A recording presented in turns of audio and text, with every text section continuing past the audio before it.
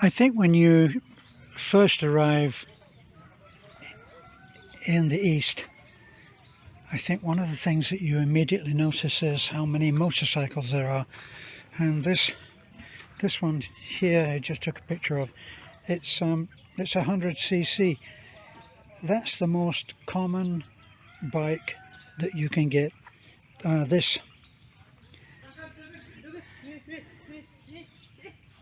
Now that's a Kawasaki, and when we first came over we had another one that was called, I think it was called a Baja, something like that, and 100cc, and that's what's attached to all of the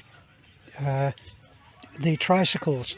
And the tricycles, they carry themselves, carry their rider, they carry the tricycle itself, which is no small thing, and then the passengers, and that little 100cc, 150. Now this would be regarded as quite a powerful bike here, 150cc, and that's one of the most common bikes. It's now becoming more common, but there are so many. There are literally hundreds and hundreds and hundreds, and they're everywhere. Russi is another make that's very common. Now this is more the scooter type of thing. This obviously just a regular motorcycle makeup and frame, Skygo. That's a common one that I see, but this is more the what I call the scooter type of thing, and this is what you see the women ride.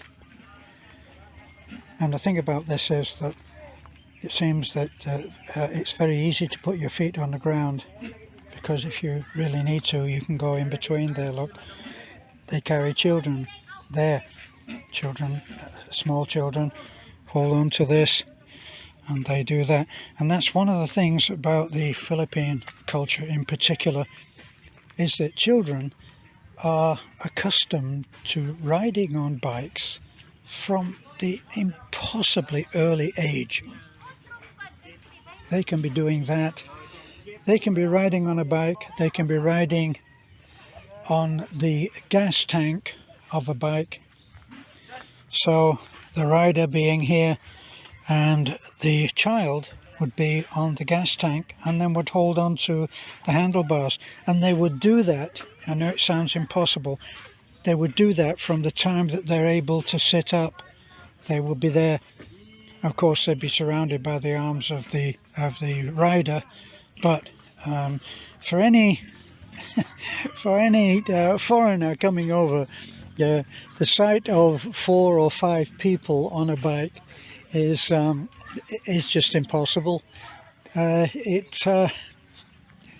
here it's a fairly normal thing, and so the motorcycle then becomes the family car, because the motorcycle will easily, in a Filipino mind, will easily take 2 children, wife and rider, father, mother, 2 children, and a sack of rice, and possibly a pig if they're well off. And this is something that they do easily, and they balance all of that. And what you have is, these are what I call grassroots. This is belt and braces engineering. It's all made of rebar, and it forms a platform not just for 1 foot. This is to take several, and of course they have that little luggage rack at the back, which would end up being sat on, but then they've got somewhere to put their feet. Also they'll carry stuff on this, they'll carry a sack of rice on that, or one or 2. And the other thing that you notice when you come here is that I can't actually see one here. Let's see if I can find one that has the double at the back. They have 4 of these shock absorbers, and that's for if it's hooked up to a tricycle, that's what they'll do. But here you can see the attachment is there. That's where they would put it. So they would put another from there down to here, and see it's already got the attachment there which came with the bike. That was not an addition. So whoever makes these bikes, King, whoever they are, they already know what the requirement is, that if this is going to be hooked up to a tricycle, then it's going to need to have the double on each side.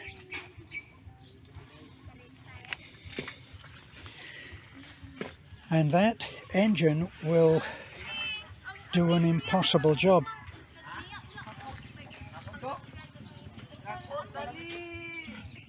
Now that's it looks like a fairly new bike.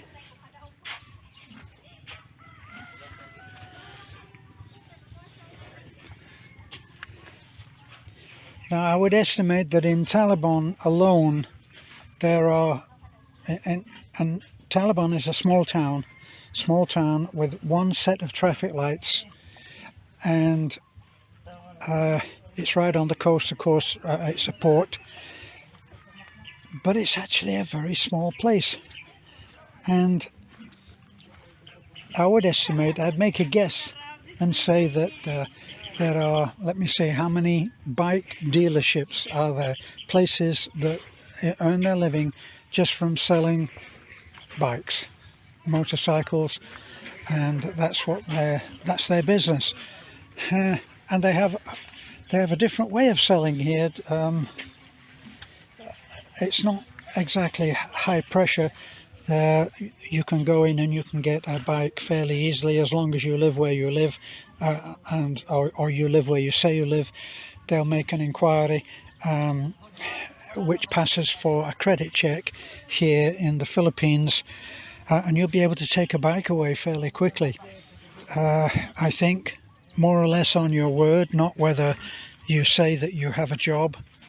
So you will be able to do that. This is an older bike, of course.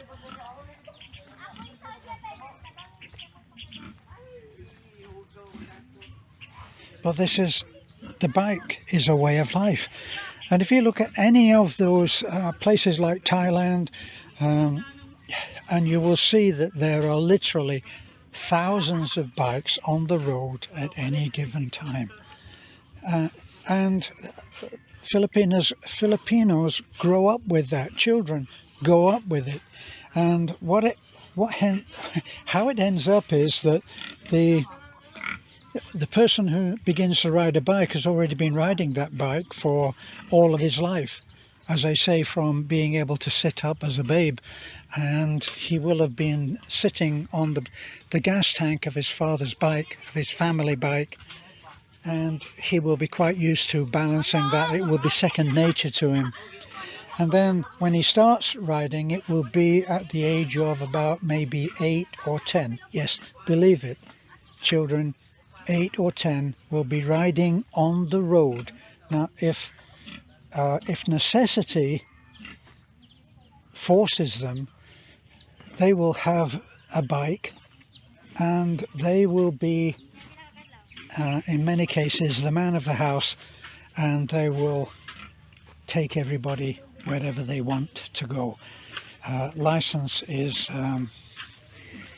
not a luxury that is demanded, and so they do what has to be done. And you see young kids as young as 8 who can handle a tricycle. You know, the kind of tricycle that Manorado has, which we find great use for. That will be the one that I call a commercial one. It's just a big cage on that third wheel, and they'll carry stuff like this. They'll carry cement, they'll carry rebar, they'll do amazing things with that, and it will be the workhorse. That would be what a a better off family would have the multi-cab. You could call the Raptor a multi-cab, and that's the kind of makeup that the truck would have, except of course it wouldn't have the double cab. They do make a double cab in the multi-cab, the little Suzuki. A friend of mine used to call those the what was it, the commando knife of the truck. It will almost do everything, usually four-wheel drive, and we got by with a multi-cab for a long time. We called it the Little Red, and it took an enormous amount of punishment and overloading, and we still have it. Can't quite give in to getting rid of it, and it needs work doing to it. We actually paid quite a bit to have some work done on it, and then before it was in running condition, the two mechanics that had been working on it bailed, took their money and went. It happens. My own philosophy on that is Beth will sometimes be guilty of repeating it, or if you remember when so-and-so did that and it cost us this, and my own philosophy is that once you've paid the bill once, there's no point in going over it. It's like paying the bill again, so I don't tend to do that. So you can see here we've got some volunteers and they're filling bags. This is all stuff here that has to go towards doing the actual construction. It's not filling in material. We've got sand and we've got gravel, and of course we've got the block, and that's the basic for building the house. And here they are. They're working in their bare feet, of course, I think. And as I said before, I think the young lady in the pink top is one of the daughters. Not quite sure about the other. She may be a daughter as well.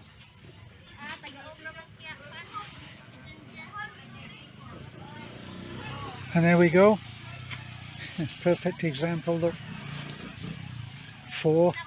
That was 4. I don't know whether you were able to see that, but the motorcycle that cruised through, there was the man driving, the woman on the back, and she's holding an infant, a toddler, and the young girl, who is obviously the daughter, and the son. So that's life in the Philippines. I gotta go. Bye for now.